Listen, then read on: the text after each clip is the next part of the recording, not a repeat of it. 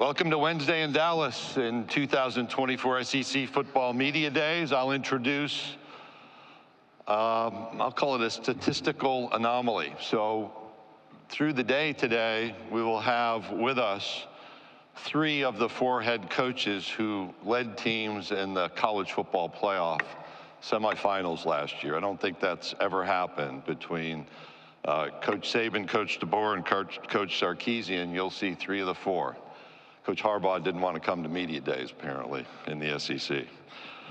Kalen DeBoer is entering his first season as the head coach at the University of Alabama. In his 9 seasons as a head coach, he has an overall record of 104 victories and 12 losses, which includes a 25-3 record with Washington and 3 NAIA national championships at Sioux Falls. He and I share a common experience, having played under the NAIA banner during our collegiate environments. He much more successful than I. He's a 1998 graduate at Sioux Falls with a degree in secondary education, record-setting football and baseball student athlete, so 2 sports. Caught 234 passes for 3,400 yards and 33 touchdowns, and played on the 96 Division II NAIA National Championship team. His baseball stats, since it's Major League Baseball All-Star Week here in Dallas as well, included a batting average of .520, which remains a school record when he was a senior in 1998. In our backstage conversation, he's just headed here from a couple days watching his oldest daughter wrap up her summer softball club career. Maybe another opportunity to do that before the season concludes. So welcome to the podium, the head coach of the University of Alabama, Kalen DeBoer.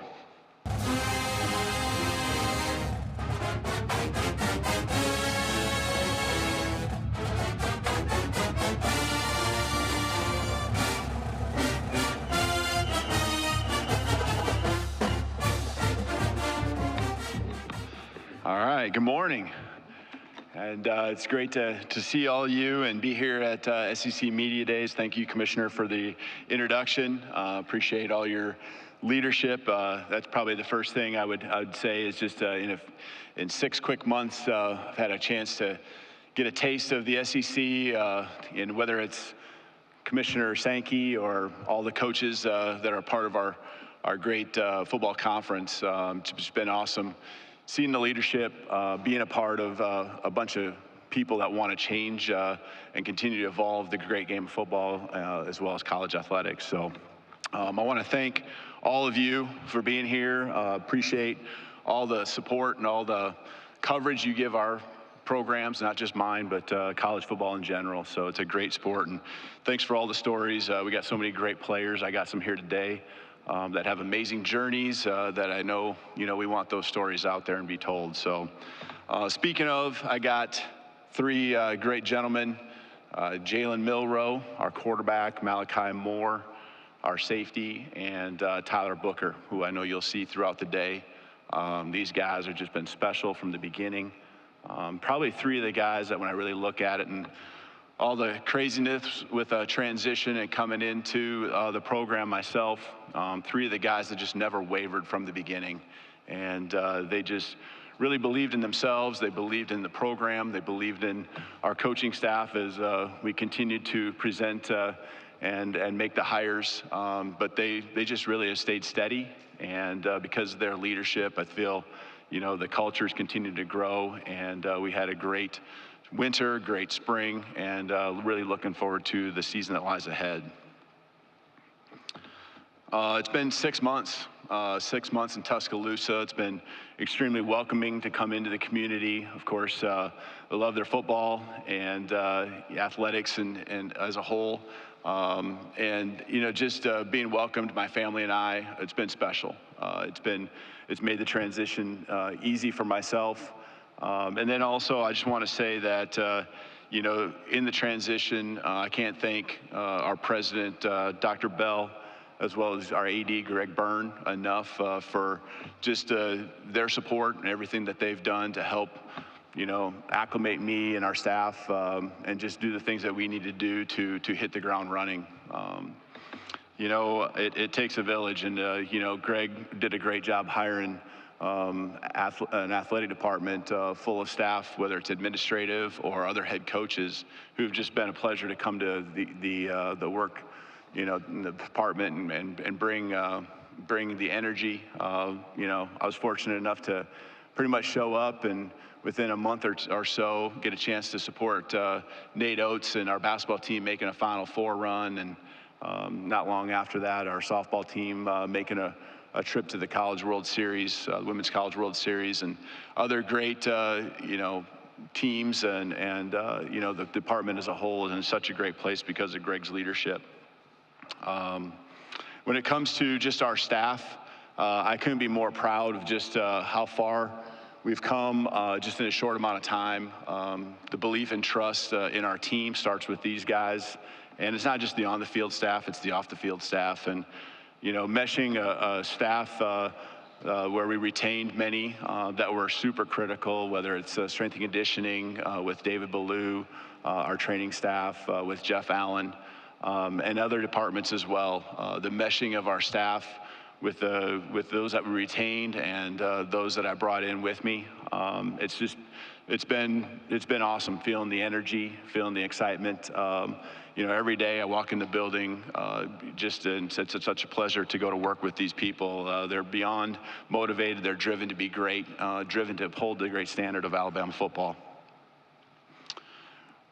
We have a lot of work ahead, and I know when it comes to our team, we had a great spring. I think they felt that as well. We were able to retain pretty much the entire roster. We did lose 2 guys to the portal, but overall, between the winter and the spring, we've picked up 14 and guys that I think, they don't just add depth to our program, but they come in and make a difference, and they add to the guys that have continued to develop and grow within our program.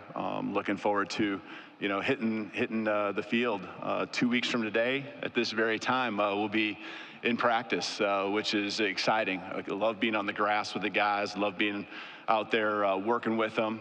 It's what it's all about. It's why we do what we do as coaches, and really looking forward to that. So, they understand that there was a gap that needed to be closed early on. And I say that because anytime you institute and you're incorporating new strategies, whether it's offensively, defensively, special teams, along with just getting to know and building new relationships, there's a gap that you have to close because the programs that are continue to hit the ground running, continuing to kind of add to what they've done in the past because of their familiarity, they're in a place, and now I think we've closed that gap, and now the whole thing is focusing on separating ourselves. And this summer, just the focus, the commitment. I think if you asked our guys what they appreciate about each other right now is that they come in with a competitive mindset every single day, and I can see it. They have high goals and aspirations, but the actions support those goals that they each have. So they do it on the field, they do it off the field. I think they're just well-rounded team, a group of guys, academically even in the spring, a 3.2 GPA. We had over 85. We had 85 of the 123 guys on our team have a 3.0 or higher. It just goes to show the focus and what type of people and players we have in our program.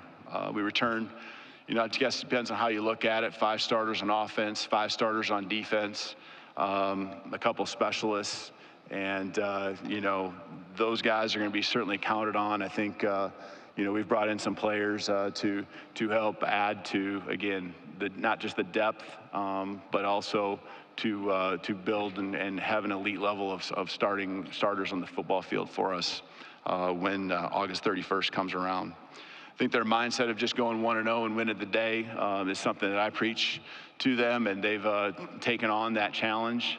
They show up, put in the extra work. They try to, they understand that everyone's doing the same things. You just got to do it better and do it more often than those that we're going to be competing against throughout the season. Before I open up for questions, I do just want to say, I know I haven't seen Coach around here, but I do want to first of all, congratulate Coach. I thought it was really cool winning the ESPY the other night, and got a chance to finally, it seemed like every time I got a chance to see the speech, it was just a little blurb. Got to see the whole thing, and just like always, there's something that we've always taken from those speeches, well-deserved with that honor. And then personally, and from, I think on behalf of everyone with Alabama football and the University of Alabama, we appreciate everything Coach has done to make this foundation strong to where we can continue to build on it, continue to help those that are supportive of our program proud, and just appreciate all those years and hard work that's been put into this. And so with that, I'll open up for questions. Thank you, Coach. If you have a question, please raise your hand. We'll bring a microphone to you, Grant, Kylie, or Edley. Please state your name and affiliation if you have a question.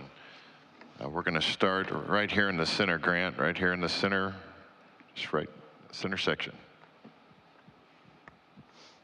Coach DeBoer, Emily Grace McWhorter from The Next Round. Throughout this week, other SEC quarterbacks have had a chance to talk about your quarterback in Jalen Milroe. And the consensus has been he's just a great guy on and off the field, and he has a great smile. For you, how does that impact you coaching this offense and this team to have someone that translates so well in the locker room?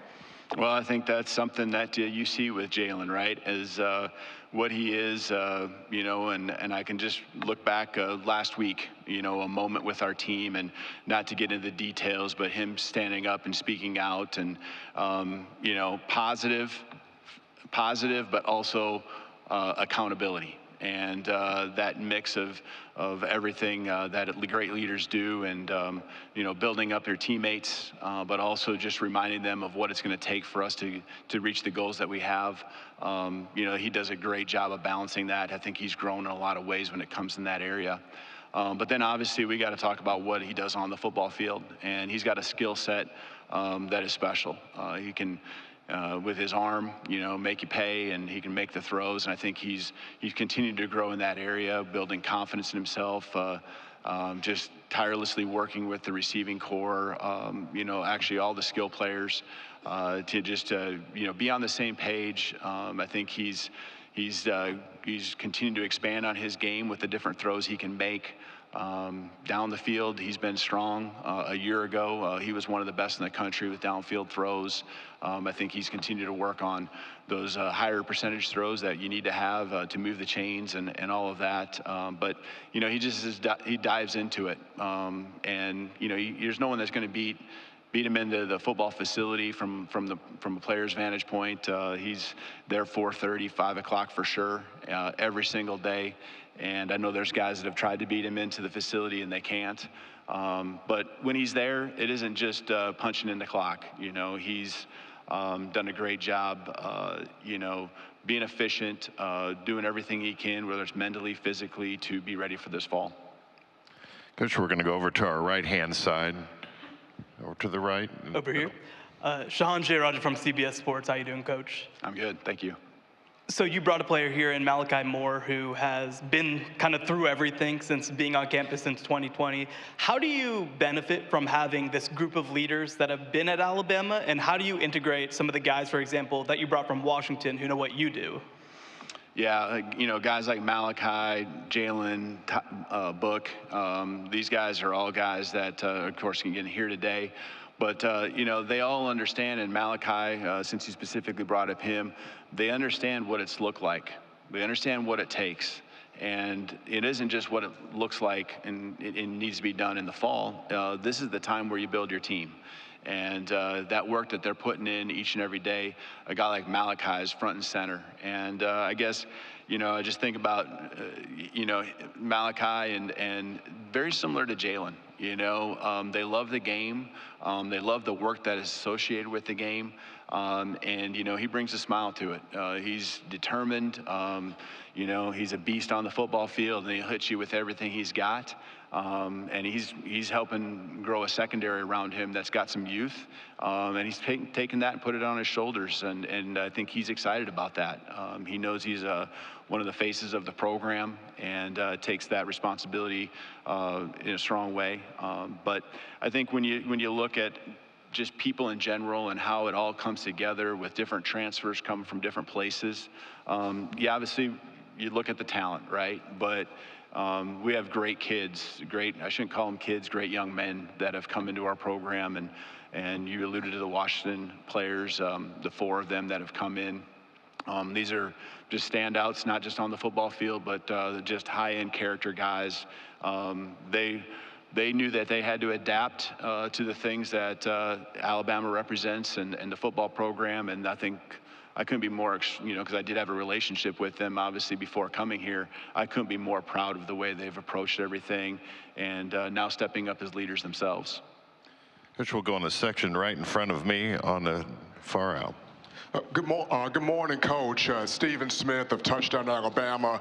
You talked about Malachi Moore, but for Deontay Lawson, other guys that are in-state players from the state of Alabama, what did they teach you and show you when you first arrived about the standard and what it means to play to that and even coach to it? Yeah, I actually took notes, and I still am taking notes, right? These guys have been here longer than I have, and sometimes, we use a saying, you don't know what you don't know, and just trying to take it all in. And we want to do things, of course, I want to do things the way I've done them in some aspects, but embracing what is important to this program, the traditions that have happened over many years. But I think just when it really comes down to this team, it's about the work that we're doing right now and listening to them and hearing them out.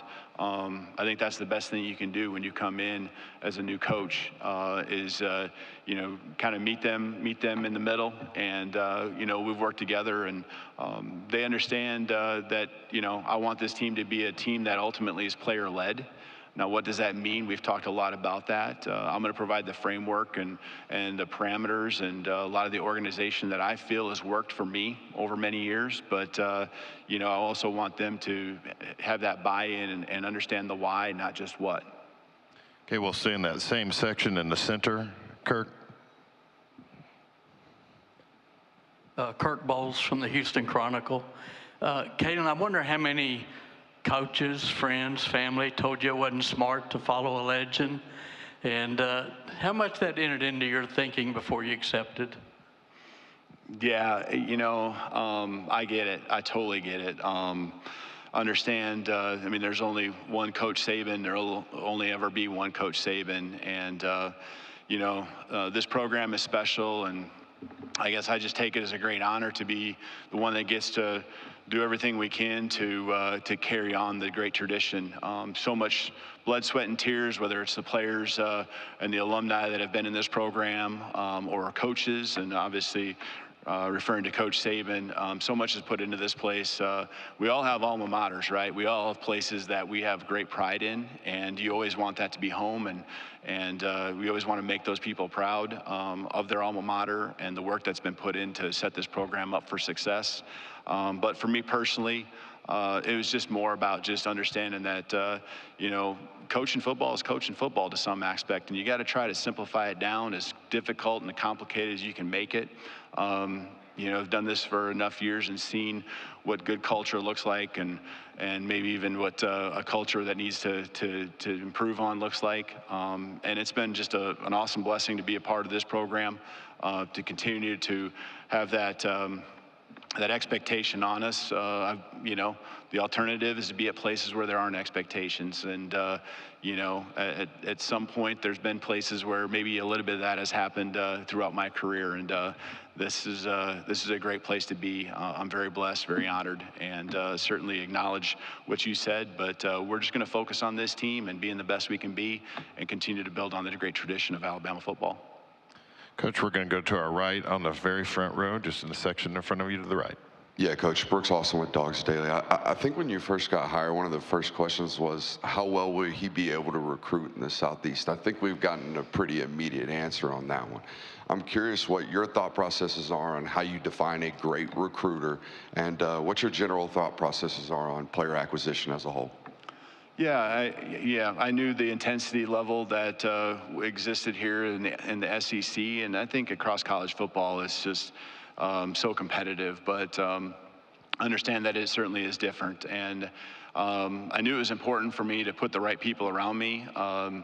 As much as I can preach relationships and getting to know guys and feel like, there's a way that I can get guys to feel that this is a program they want to be a part of. I understand that there's got to be familiarity with the region. There's got to be some familiarity with coaches to be able to get started and get off to a fast jump there, especially in these early months, because you're behind when you come in and it's the middle of January and you haven't even put a staff together, and all of a sudden it's the end of January and you got a week or two to hit the road. And this is the last time you can be on the road other than a little time in May, and by that time the official visits are all set up for June. We were behind, and so I had to have a staff that would work well together. I think it's all hands on deck with our staff.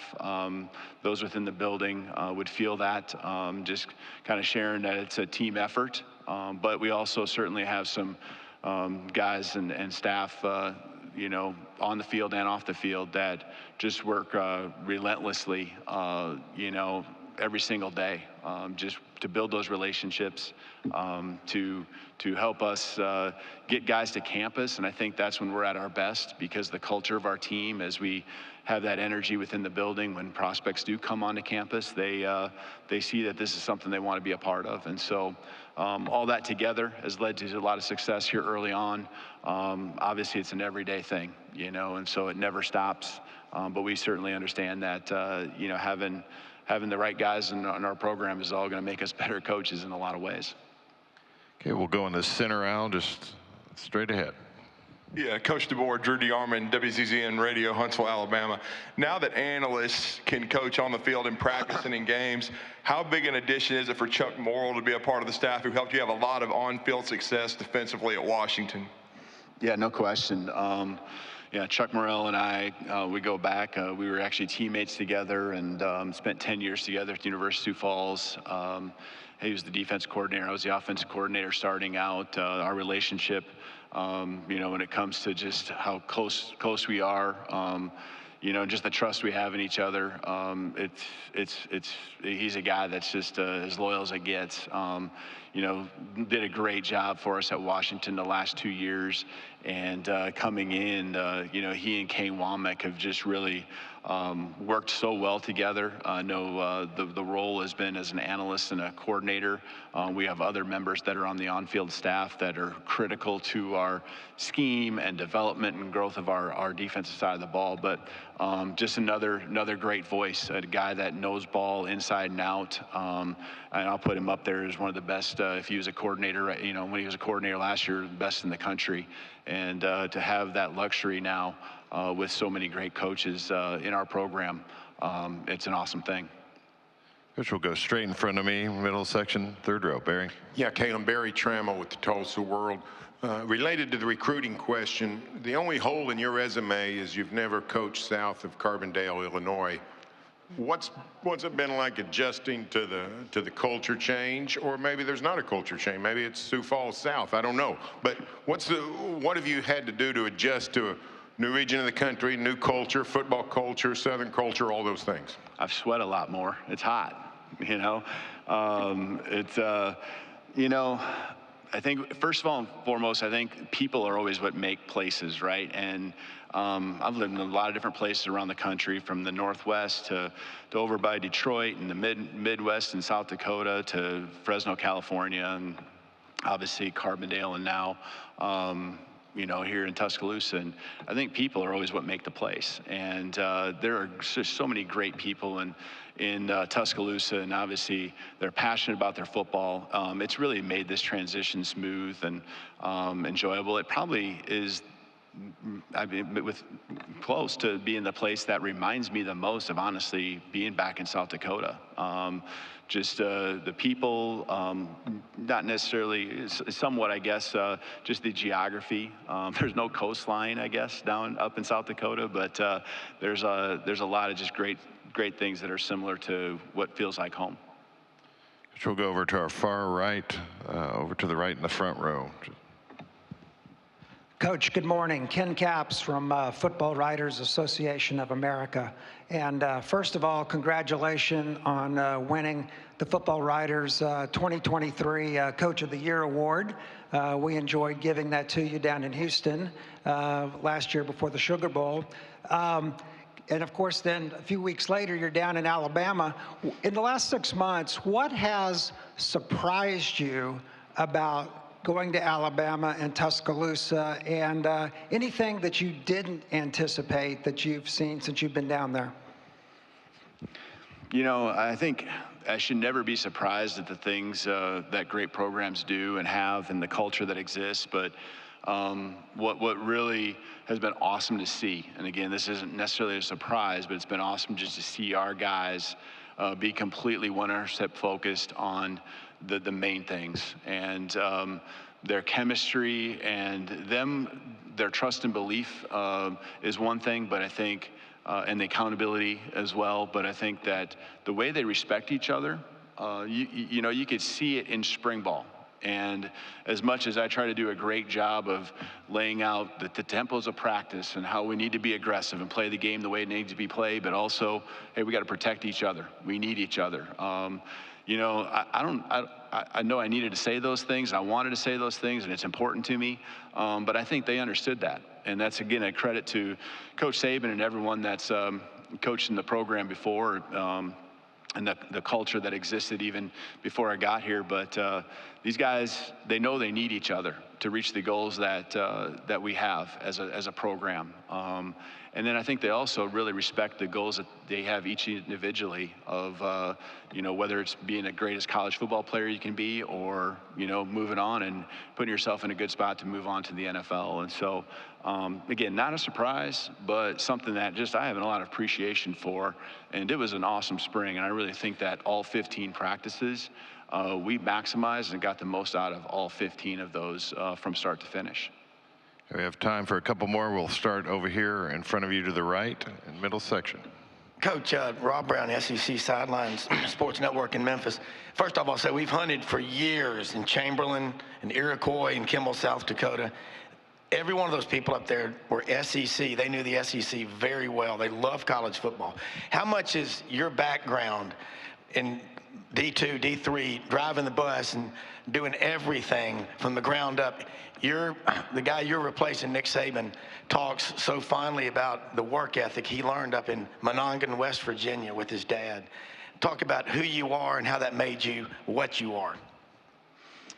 Yeah, I love how the stories get better and better of all the responsibilities I had. I did not drive the bus, but you know, that's what the stories and the legends will be down the road, right? And so I think I know this. I would not trade my journey for anything. It gives me an appreciation for where I'm at. It gives me an appreciation for the people I have around me and all the jobs that they have, because you know, there was a time where you weren't driving I wasn't driving the bus, but I was, you know, working with equipment and doing things in the locker room, you know, pretty much a GA, an offensive coordinator, and a head coach all at the same time. And so I think there's again, just an appreciation I have for everyone when you have the support systems that you have at this level. You know, and I understand their roles and how important and valuable they are in making them feel a part of it. And, you know, it allows me to really focus on the things I really love to do, and that's build these relationships with these guys and you know, dive into the football and coach these guys up and help them be the best they can be. And there's just a little bit more in those areas that I get to focus on. So yeah, it's a work ethic related thing as well, but it's an appreciation piece as much as anything. We'll take one final question in the section in front of me on the aisle. Connor O'Gara, Saturday Down South. Kalen, I think it's pretty well documented how different you and Nick are, but what's the area that you think that you two are the most similar? Yeah, I mean, I think I've heard it from our guys. You know, I know Coach Saban just poured into these guys. You know, he loved them, he believed in them. I mean, he pushed them to be their best. And I think you always look at, I mean, every coach is different, right? We all have different personalities. We all go, you know, have our styles, and especially when you've been doing it for a while, you know, in this profession, you kind of have the things that you really like to do and favor. But in the end, the most important things, I think a lot of those are probably pretty similar more than they're different.